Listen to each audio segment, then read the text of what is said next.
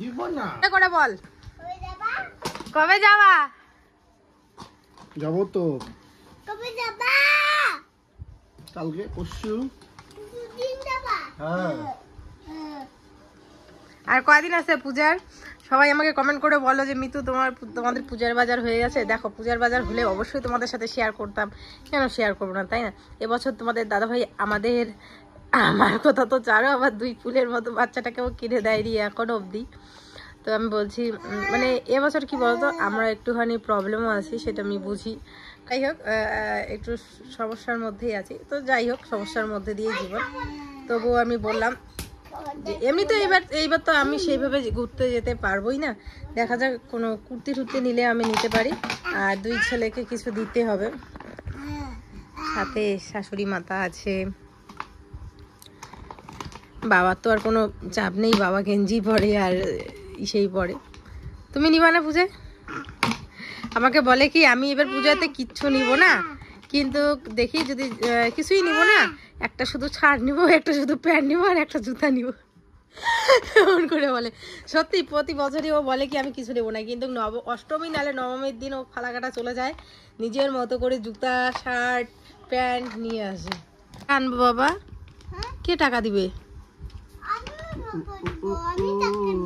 তোমাকে ও টাকা দিবে? টাকা দিবা? ওরে বাবা, ও বলে বড় লোক, বলে আছে ও বলে বড় লোক। মোটামুটি 28 তারিখে, তো আজকে হচ্ছে তোমার 18 তারিখ, মানে প্রায় 10 দিন আছে প্রায়। আর আমাদের বাড়িতে 10-15 দিন আগের থেকে কেনাকাটার তোড়জোড় শুরু করে দেয়, মানে যে নিয়ে চলো বাজারে কিনবো। মানে সেটা হচ্ছে আমাদের বাড়িতে আর একটা ছোট বাচ্চা আছে, সেটা হচ্ছে মিতু, যে ও নাকি পরে গেলে ভালো ভালো জামা কালেকশন পরে শেষ হয়ে যায়।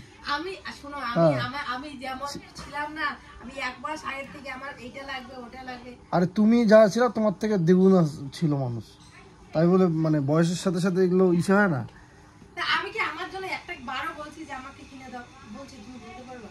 ছেলের ড্রেস নিব, অবশ্যই নিব। এবার আমাদের বাকি কি হবে না হবে সেটা পরের ব্যাপার, আমরা এখনো কোনো সিদ্ধান্ত নেইনি নিব কি না দেবো, কারণ এবার তো ঘুরতে পারবো না, 2 ছেলেকে নিয়ে তো আর এবার ঘোরা সম্ভব না। মানে আশেপাশে কোথাও লোকালে যাবো ঘুরবো, কিন্তু দূরে তো আর কোথাও যাইতে পারবো না। যেমন আগের বার একটু এদিক সেদিক বাইকে গেছিলাম, কিন্তু এবার ছোটো বাচ্চা নিয়ে ঠান্ডার মধ্যে যাওয়া যাবে না। তো এইটা একটা ব্যাপার, এবং কেনাকাটা যে একটা সমস্যা, এই বাজার পুজোর আসলেই কিন্তু একটা খরচা বা একটা ইস্যু থাকে, অ্যাটাক থাকে। তো ওই বিষয়টা নিয়ে আর এখন কিছু বলবো না, তবে ছেলে দুটো অবশ্যই আমাদের পরের কথা।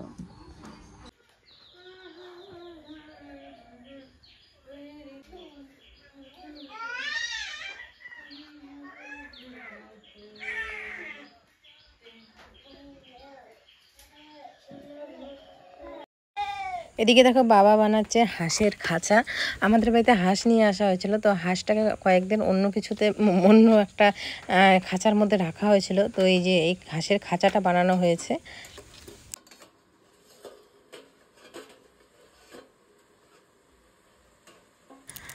আর এদিকে আমি রান্না করছি কচু শাক, আর কচু শাকটা বলতে পারো সবারই বেশ প্রিয় আমাদের বাড়িতে, খালি আমার বর বাদ দিয়ে।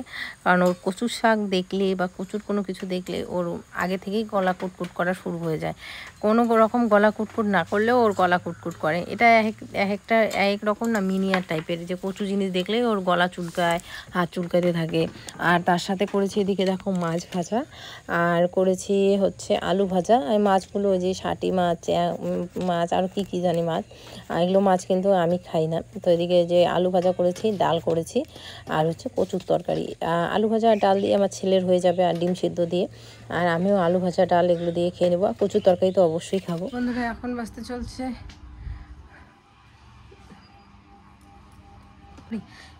চলছে মোটামুটি 10টা 10:30 মতো। প্রচণ্ড সকাল থেকে মাথা ব্যথা, আর 10:30 যে বাজছে এখনও বুঝতে পারিনি ঠিক, জাস্ট স্কুলের ছাত্রগুলো স্কুলে যাচ্ছে তাই বুঝতে পারলাম যে এখন হয়তো বা 10:30 মতো বাজে। যাই হোক এদিকে রান্না বলতে হাফ রান্না হয়ে গেছে, আর কচুর তরকারিটা বসিয়েছি। কচুর তরকারিটা হলেই হয়ে যায়। আর সকাল থেকে আমার প্রচণ্ড মাথা ব্যথা, মানে হঠাৎ আমার কোনোদিনও সেরকম মাথা ব্যথা ওঠে না। আর উঠলেও কি বলতো, ওই চা খাই, সন্ধ্যের দিকে উঠে চা খাই, ব্যাস মাথা ব্যথা কমে যায়। আর সকাল থেকে দেখছি প্রচণ্ড মাথা ব্যথা।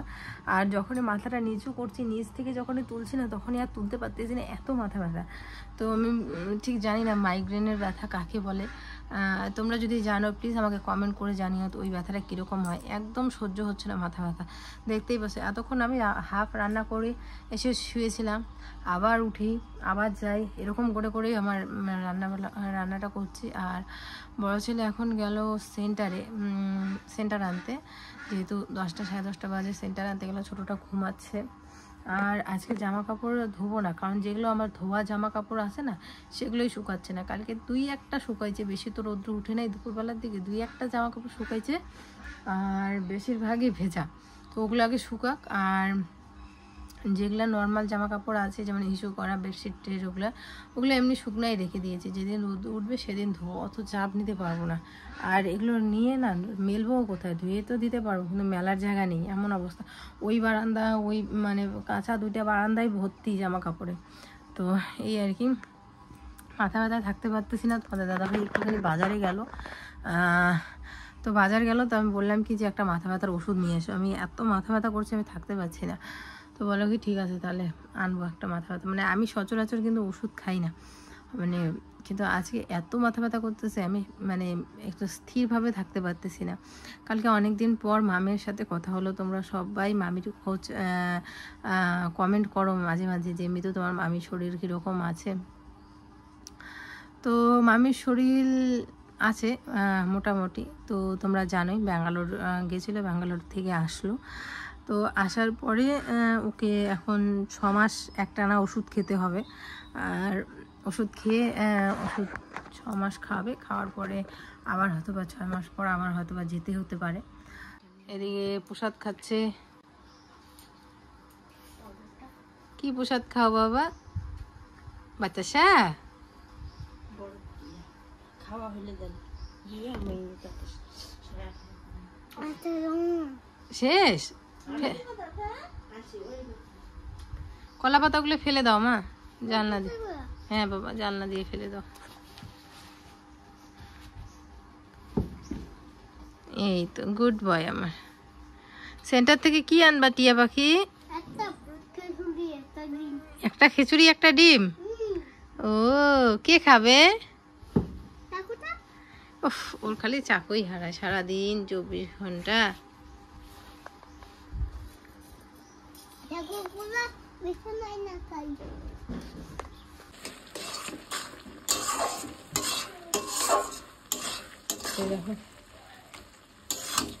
কচুর শাক, আগে কচুর শাক বলো, আমরা কোনো কচুর ডেরা বলি।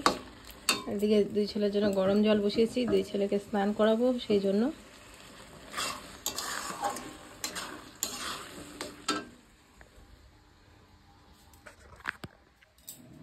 খাইবেন? মাথাটা ঘুরে গেল। কেনে কি হয়েছে? মাথা কমা কি কইমার কি কি তো কি হয়েছে তোমরা জানো না? বিছনা খানা আসে তো মাথাটা ঘুরে গেল। কি করছেন? কি করছেন গো? মোর পাশে হারাইছে না না, তোমার পাশে তাহলে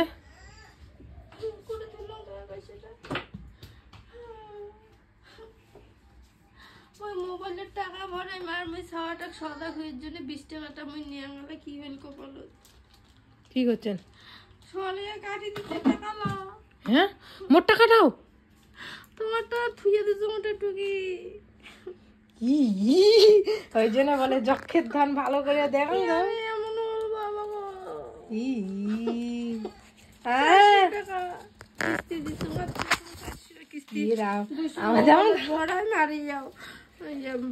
আমার শাশুড়ি দেখো যক্ষের ধন কি সুন্দর করে রাখে, 5 টাকা খরচা করে না, খাওয়ায় না আমাকে। আমি কই যে আমাকে 5 টাকা দাও তো, এটা খাওয়াও তো। যাই ভালো হয়েছে, আমি খুব খুশি হয়েছি বন্ধুরা। 100 টাকা কিস্তি দিল মারা দিন, 400 টাকা যে ভরাম 200 কতদিন ভরাম না, আর বাকি থাকবে। দেখো 100 200 300 400 টাকা, ভাবা যায় 400 টাকায় শেষ। যাই মাম্মা একদম পুট করে টাকা রাখে, জানো 1 টাকা খরচা করে না, 1 টাকা দেয় না। যাই বাবা, আর আমার কাছে কি বলতো, টাকা থাকলে না আমার শরীর জ্বলে। যাই বাবা যাই, কতক্ষণে খরচা করব আমার ঠিক মনটাই এরকমটা মনে হয়। আর আমার শাশুড়ি টাকা রেখে দেয় জমায়া, যদি কয় হ্যাঁ ওকে যদি কই যে 10 টাকা আছে, কয় কি নাই, 5 টাকা আছে, কয় নাই, সবসময় কয় নাই। বলি যে 5 টাকা 10 টাকা, আমি বাচ্চাটা খোয়ের জন্য এটা নিব। ও ভাবছে কি শরীর বোধহয় খারাপ, ওষুধ খাওয়াই দিছে। বাবা বাবা এই দেখো এগুলো ছিঁড়ে ফেলছে, এই দেখো এগুলো কি করা যাবে, এগুলো ফেলে দাও এখন, এগুলো শেষ, এগুলো জীবন শেষ, এগুলো শেষ। এই যে ওইটা চলবে 5 টাকাটা। বাবা তোর ঠাকুর দাদাকে দেখা যায়, যা যা যা না ওর জন্য দেখাবো টাকা ভাবি এলাই, তোমার জানে না লোকটা অন্য ধরনের। এগুলো তো ভিডিওতেও দেখবে, ও ভাববে এটা মোট টাকা লাগে নিচে রয়েছে। হ্যাঁ হ্যাঁ ঠাকুর দাদাকে ধর ধর, এগুলো সব তুই দেখ। ভাগাই গেলে ভাবি এলা যে মোড়ের টাকা, মোট টাকাটা ঢোকে ওইটাই রাখি দেন। দাদা দাদা ওগুলো ফেলাই না কোথাও, দাও এগুলো কিচ্ছু হবে না বাবা, এগুলো তো ঠাম্মি কার দোকানে গিয়ে এগুলো টাকা ভরাবে দেখিস তো। পাগলু বাবা উচ্চ আসলে বাবা, আমি টাকা মানে দিদা ঠাম্মা এদের টাকা কিন্তু ইঁদুরে কাটতো, ওই কি বাসে সে কই কোথায় কোথায় ঢুকায় রাখতো না, সেই জন্য। তো ভাবা যায় এই যুগে এসে আমার শাশুড়ির টাকা ইঁদুরে কাটে। দেখতেই পাচ্ছ একদম রেডি হয়ে গেছি, তো যাচ্ছি পুজোর শপিং করতে। তো বর হট করে বললো যে তাড়াতাড়ি রেডি হয়ে পড়ো, চলো যাই। তো এই যে এখন যাব, আর বড়টা ঘুমিয়েছে, বড়টাকে রেখে যাব, মা থাকবে। আর প্রথমে ও বলছিল যে চলো গাড়ি ভাড়া করে সবাই মিলে যাই। তো বড়টাকে রেখে যাব আর ছোটোটাকে নিয়ে যাব, ছোটোটাও ঘুমিয়েছে, ওকে এখন রেডি করে ওকে নিয়ে যাব। তো দেখো আমি একদম রেডি, তো চলো যাওয়া যাক। কোথায় যাব না যাবো আমি তো ঠিক জানি না, ও নিয়ে যাবে। তো চলো গিয়ে তোমাদের সাথে কথা হচ্ছে। আর এত কিছু এখানে বাড়িতে না বলে কি কি কিনছি না কিনছি সমস্ত কিছু তোমাদের ওখানে দেখাবো, চলো।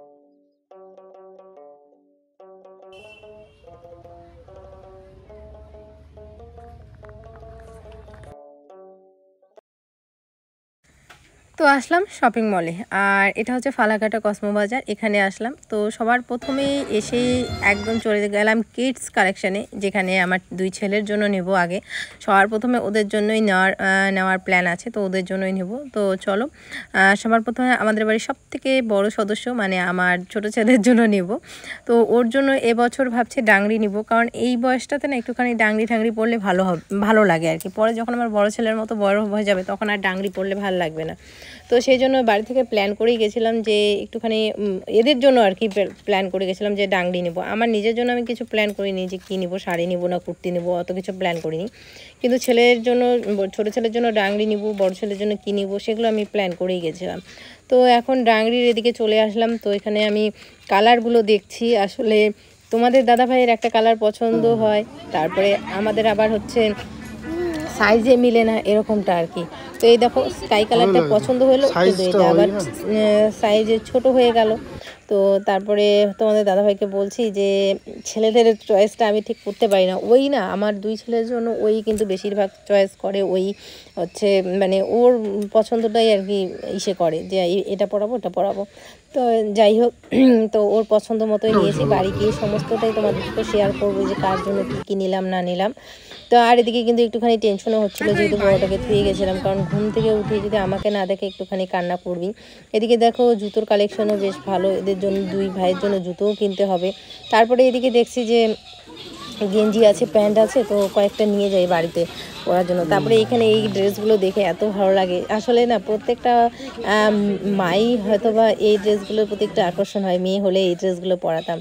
আর এখানের একটা ড্রেস যে আমার এত পছন্দ হয়েছে, এত পছন্দ হয়েছে কি বলবো, আমি এটা মানে নেওয়ার জন্য আমি একদম পাগল হয়ে গেছিলাম। তো আবার ওখানে যে একজন আছে ও বলছে কি তোমার মানে উপরেরটা হয়তো বা হবে না, ট্রায়াল দিতে পারো। তো আমি না ট্রায়াল দিব, ওখানে ছোটোটা খুব কান্না করছিল, তো যার জন্য আমি আর ট্রায়াল দিতে গেলাম না। কিন্তু এটা না আমার এখনও যেন চোখ বন্ধ করলে এই ড্রেসটা আমার চোখে ভাসছিল। যাই হোক, ওটা আর নেওয়া হয়নি, কিন্তু আমার খুব পছন্দ হয়েছিল ওটা।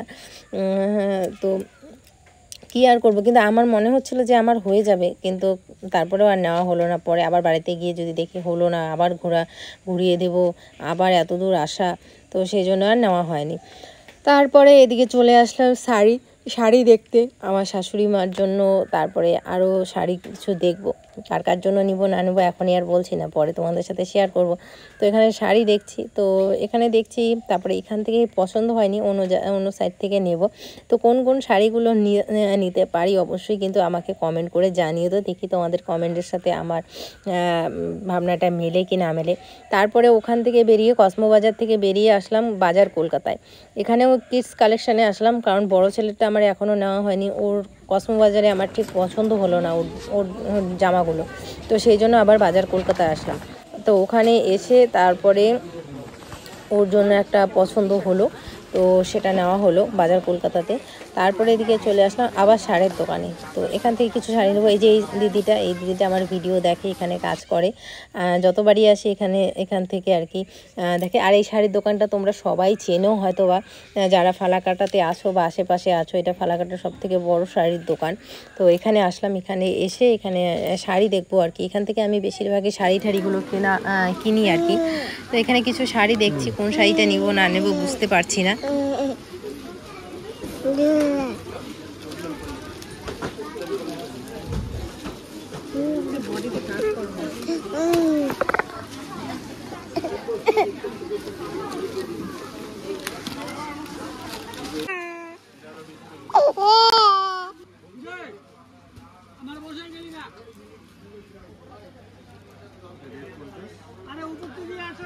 শপিং মলের শাড়িগুলো না বেশ একটা পছন্দ হচ্ছিল না, তাই চলে গেলাম পুষ্পাঞ্জলিতে।